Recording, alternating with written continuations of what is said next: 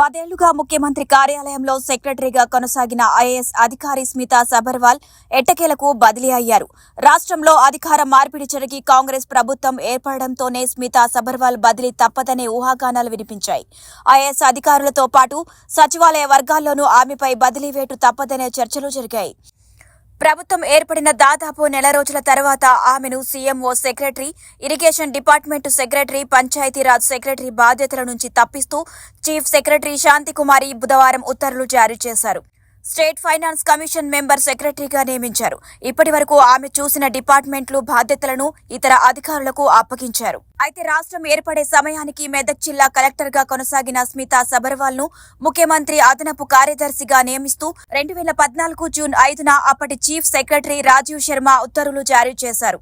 ఆ తరువాత సీఎంఓలో సెక్రటరీగా నియమితులయ్యారు. రాష్ట్ర ప్రభుత్వం చేపట్టిన మిషన్ భగీరథలోనూ ఆమెకు ప్రభుత్వం కీలక బాధ్యతలను అప్పగించింది. అప్పటి ప్రభుత్వానికి ఆమె సిన్సియర్ ఆఫీసర్ అనే అభిప్రాయం ఉన్నప్పటికీ ఆమె చుట్టూ వివాదాలు అదే స్థాయిలో ఉన్నాయి. గత ప్రభుత్వంలో అంటకాగిన అధికారులు అని ముద్రపడిన వారిలో స్మితా సబర్వాల్ కూడా ఒకరు. కొత్త ప్రభుత్వం ఏర్పడిన వెంటనే ఆమెకు బదిలీ తప్పదనే చర్చ జరిగింది. అప్రధాన్య పోస్టులోకి వెళ్లాక తప్పదనే చర్చలు చోటు చేసుకున్నాయి. వాటిని నిజం చేస్తూ బుధవారం ఉత్తర్వులు జారీ అయ్యాయి. అయితే గత ప్రభుత్వంలో అన్ని తామై వ్యవహరించిన కొద్దిమంది అధికారులపై కాంగ్రెస్ ప్రభుత్వం దృష్టి పెట్టింది. ఇప్పటికీ కొద్దిమందిని ట్రాన్స్ఫర్ చేయగా తాజాగా స్మితా సబర్వాల్ తో పాటు మరికొందరిపై బదిలీ వేటు వేసింది.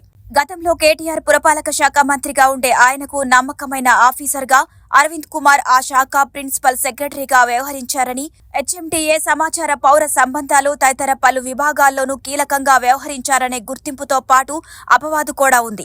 ఆయన్ను ఇటీవలే విపత్తు నిర్వహణ భాగానికి బదిలీ చేసింది. వివాదాస్పద భూముల విషయంలో నిర్ణయం తీసుకున్న మరికొందరిని కూడా తాజాగా ప్రభుత్వం ప్రాధాన్యత లేని విభాగాలకు బదిలీ చేసింది. అయితే ఒకే రోజున 26 మంది ఐఏఎస్ అధికారులను బదిలీ చేస్తూ చీఫ్ సెక్రటరీ శాంతికుమారి బుధవారం ఉత్తర్వులు జారీ చేశారు. ఈ బదిలీలకు అదనంగా ముఖ్యమంత్రికి సెక్రటరీగా చంద్రశేఖర్ రెడ్డిని, రిజిస్ట్రేషన్ స్టాంపుల విభాగంలో జాయింట్ ఇన్స్పెక్టర్ జనరల్ గా పనిచేస్తున్న వేముల శ్రీనివాస్ ను ఓఎస్డీగా, జీహెచ్ఎంసీ అదనపు కమిషనర్ శంకరయ్యను టీఎస్టీఎస్ ఎండీగా నియమిస్తూ చీఫ్ సెక్రటరీ వేర్వేరు ఉత్తర్వులు జారీ చేశారు. ఇటీవలి కాలంలో ఇంత భారీ సంఖ్యలో ఐఏఎస్, ఐఎఫ్ఎస్ అధికారులను బదిలీ చేయడం ఇది సెకండ్ టైం.